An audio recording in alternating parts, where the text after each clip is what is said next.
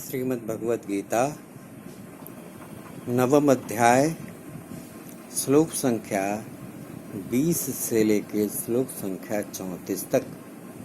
इस प्रकार है श्लोक पाठ, जरा ध्यान देकर सुनेंगे, बड़ा ही आनंद आएगा आपको।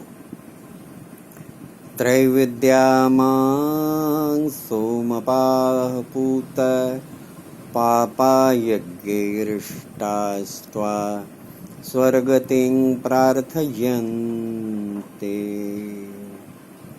ते पुण्यमासाद्य सुरेन्द्रलोकमश्नुन्ति दिव्यान् दिवि देवभोगान् ते तं भुक्त्वा स्वर्गलोकं विशालं क्षीणे पुण्ये मर्त्यलोकं विशन्ति। एवं त्रयीधर्ममनुप्रपन्ना गतागतं कामकामा लभन्ते अनन्याश्चिन्तयन्तो मां ये जनाः पर्युपासते तेषां नित्याभियुक्तानां योगक्षेमं वहाम्यहम्। येऽप्यन्यदेवता भक्त्या यजन्ते श्रद्धयान्विताः तेऽपि मामेव कौन्तेय यजन्त्यविधिपूर्वकम्। अहं हि सर्वयज्ञानां भोक्ता च प्रभुरेव च न तु मामभिजानन्ति तत्त्वेनातश्यवन्ति ते। यान्ति देवव्रता देवान् पितॄन्यान्ति पितृव्रताः भूतानि यान्ति भूतेज्या यान्ति मद्याजिनोऽपि माम्। पत्रं पुष्पं फलं तोयं यो मे भक्त्या प्रयक्षते तदहं भवत्युपहृतमस्नामि प्रयतात्मनः। यत्करोषि यदश्नासि यज्जुहोषि ददासि यत्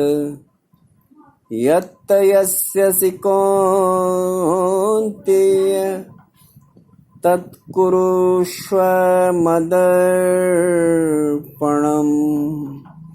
शुभाशुभ फलैरेवं मोक्षसे कर्मबन्धनैः। तत्रास संन्यासयोगयुक्तात्मा विमुक्तो मामुपैष्यसि। ममो समोऽहं सर्वभूतेषु न मे द्वेष्योऽस्ति न प्रियः। ये भजन्ते तु मां भक्त्या मयि तेषु चाप्यहम्। अपि चेत् सुदुराचारो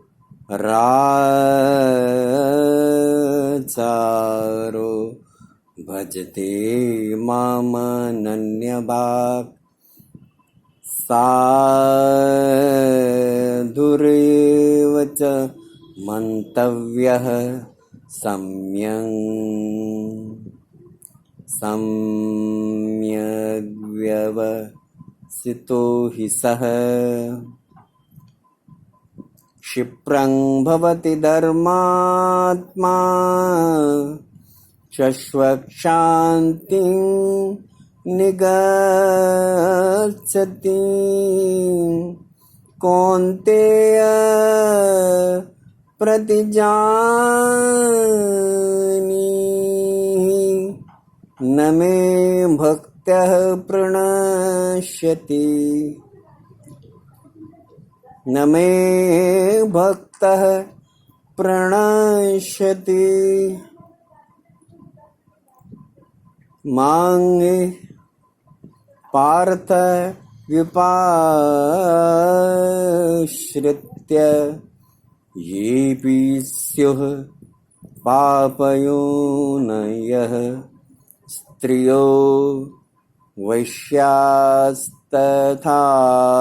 शूद्रा स्तेऽपि यान्ति परां गतिम् किं पुनर्ब्राह्मणाः पुण्या भक्ता राजर्षयस्तथा अनित्यमसुखं लोकमिमं प्राप्य भजस्व मां मन्मना भव मद्भक्तो मध्याजी मां नमस्कुरु मामे वैश्यसि युक्त्वैव मात्मानं मत्परायणः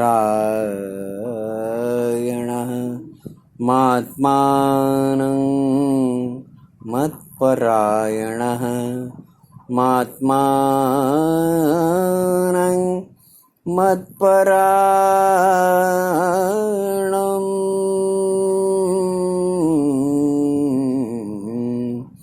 ओम तत्सदिति श्रीमद्भगवद्गीता सुपनिषत्सु ब्रह्म विद्यायां योगशास्त्रे श्रीकृष्णार्जुन संवादे राजविद्या राजगुह्ययोगो नाम नवमोऽध्यायः।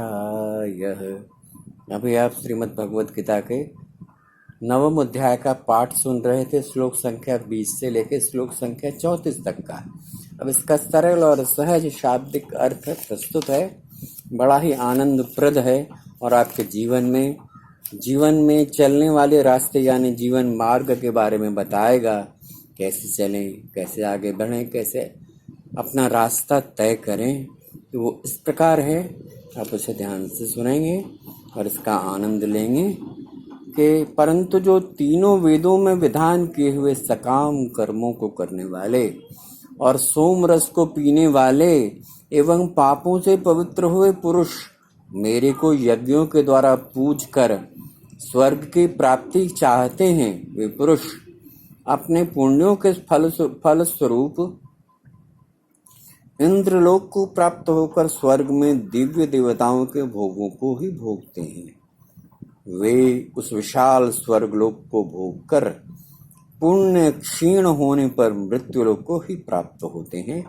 इस प्रकार स्वर्ग के साधन रूप तीनों वेदों में कहे हुए सकाम कर्म के शरण हुए और भोगों की कामना वाले पुरुष बारंबार जाने आने को प्राप्त होते हैं, अर्थात पुण्य के प्रभाव से स्वर्ग में जाते हैं और पुण्य क्षीण होने से मृत्युलोक में पुनः आ जाते हैं।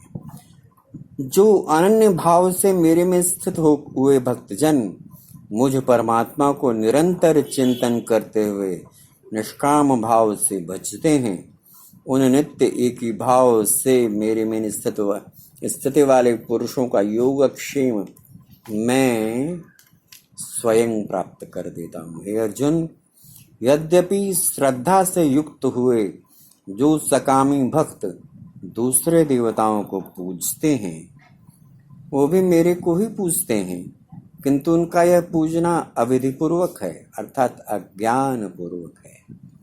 क्योंकि संपूर्ण यज्ञों का भोक्ता और स्वामी भी मैं ही हूँ, परंतु वे मुझ अभी अधियज्ञ स्वरूप परमेश्वर को तत्व से नहीं जानते हैं, इसी से गिरते हैं, अर्थात पुनर्जन्म को प्राप्त होते हैं।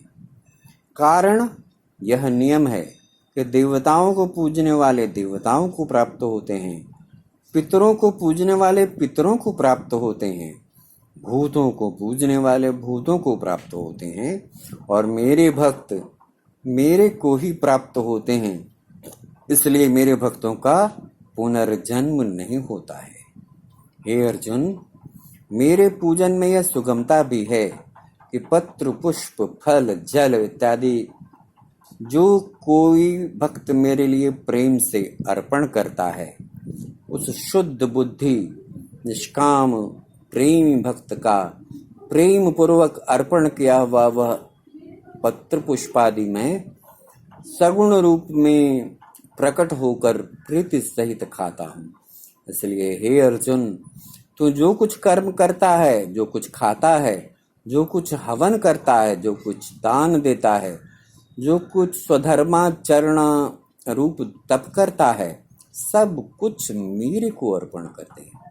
उस प्रकार कर्मों को मेरे अर्पण करने रूप संन्यास योग से युक्त हुए मन वाला तू शुभ फल स्वरूप कर्म बंधन से मुक्त हो जाएगा और उनसे मुक्त हुआ मेरे को ही प्राप्त होगा। यद्यपि मैं सब भूतों में समभाव से व्यापक हूँ, न मेरा कोई अप्रिय है और न मेरा कोई प्रिय है, परंतु जो भक्त मेरे को प्रेम से भजते हैं वे मेरे में और मैं भी उनमें प्रत्यक्ष प्रकट हो जाता हूँ। मेरी भक्ति का और भी प्रभाव तू सुन। यदि कोई अतिशय दुराचारी भी अनन्य भाव से मेरा भक्त हुआ मेरे को निरंतर भजता है, वह व्यक्ति, वह भक्त, वह साधु ही मानने योग्य है, क्योंकि वह यथार्थ निश्चय वाला है।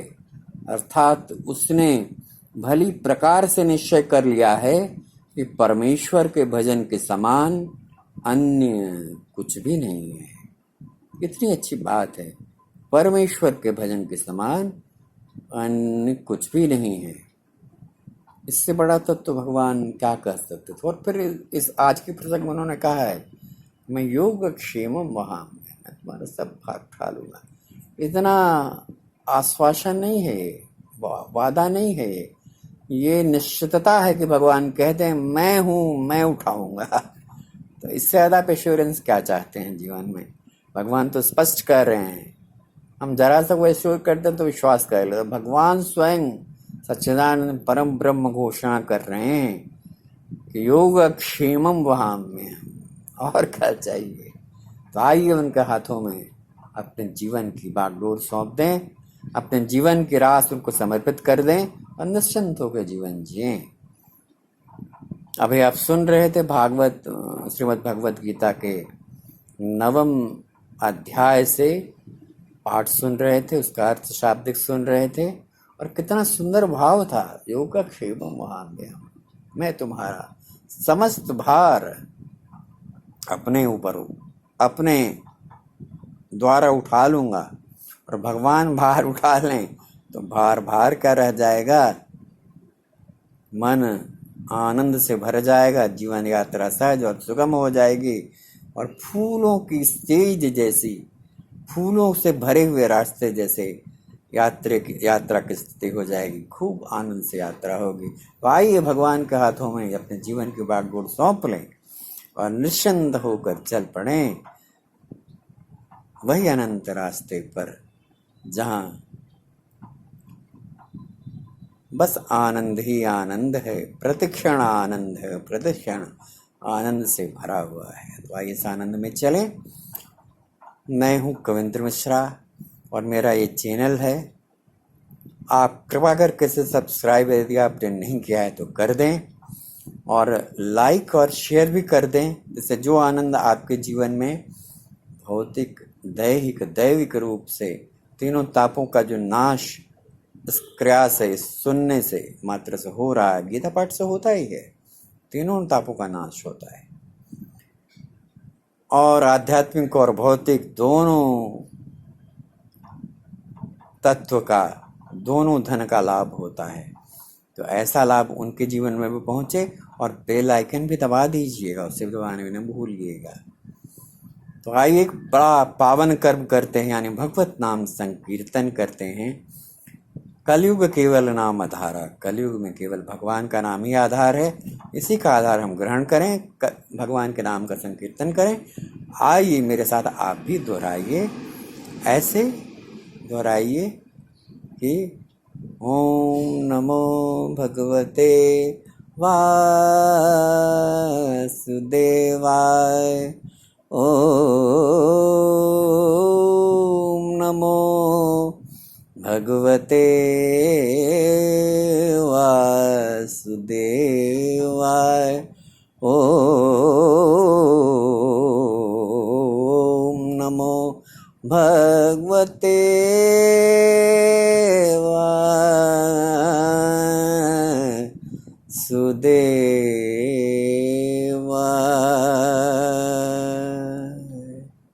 प्रेम से सब मिलकर बोलिए जय श्री कृष्ण।